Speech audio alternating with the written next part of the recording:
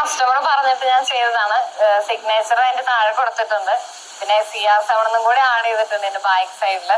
ഇത് ഞാനൊരു പ്ലെയിൻ ജാക്കറ്റില് ഞാൻ ആദ്യമായിട്ട് ചെയ്യുന്നതാണ്. കുറച്ച് സമയം എടുത്തു, എന്നാലും എനിക്ക് സിമ്പിൾ ആയിട്ട് ഞാൻ ചെയ്തെടുത്തത്.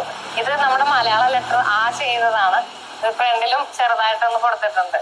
ഇത് കസ്റ്റമർ പറഞ്ഞിട്ട് ഞാൻ ചെസ്റ്റിന്റെ സൈഡിൽ ചെറുതായിട്ട് SC ബാർസലോണ ഞാൻ ചെയ്തതാണിത്. ഞാൻ MSW ഗ്രാജുവേറ്റഡ് ആണ്.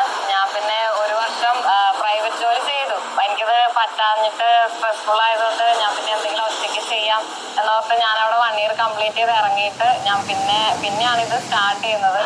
അതെനിക്ക് ഇതിനെ കുറിച്ചുള്ള ഐഡിയ ഒന്നും ഉണ്ടായിരുന്നില്ല. ഒരു കൗതുകത്തിന് പുറത്താണ് ഞാൻ എംബ്രോയിഡറി സ്റ്റാർട്ട് ചെയ്തത്.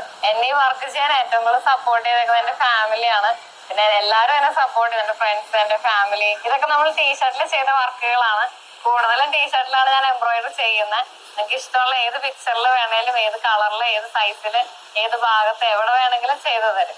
എല്ലാതരം എംബ്രോയിഡറികളും ഞാൻ ചെയ്യാറുണ്ട്. എങ്കിലും കുട്ടിയുടുപ്പുകൾ ചെയ്യുമ്പോഴാണ് എനിക്ക് സാറ്റിസ്ഫാക്ഷൻ കിട്ടുന്നത്. അതിലാണ് കുറച്ചും കൂടി എനിക്ക് സന്തോഷമൊക്കെ തോന്നിയിട്ടുള്ളത്. ഈ ഒരു പേജ് തുടങ്ങിയതിന് ശേഷം എന്നെ പോലുള്ള ഒരുപാട് പേര് എന്നെ കോണ്ടാക്ട് ചെയ്തു. അവർക്ക് എന്നെ കണ്ട് എന്റെ ഈ പേജ് കണ്ടിട്ട് ഒരു മോട്ടിവേഷൻ ആയെന്നൊക്കെ ഒരുപാട് പേര് എന്നോട് പറഞ്ഞ്. അതൊക്കെ കേൾക്കുമ്പോൾ എനിക്ക് ഒരുപാട് സന്തോഷമുണ്ട്. ഒരുപാട് പേർക്ക് ഒരു ഇൻസ്പിറേഷൻ ആവാൻ സാധിച്ചതില്. വൺ ഹാൻഡ് എംബ്രോയിഡറി എന്നാണ് എന്റെ പേജിന്റെ പേര്.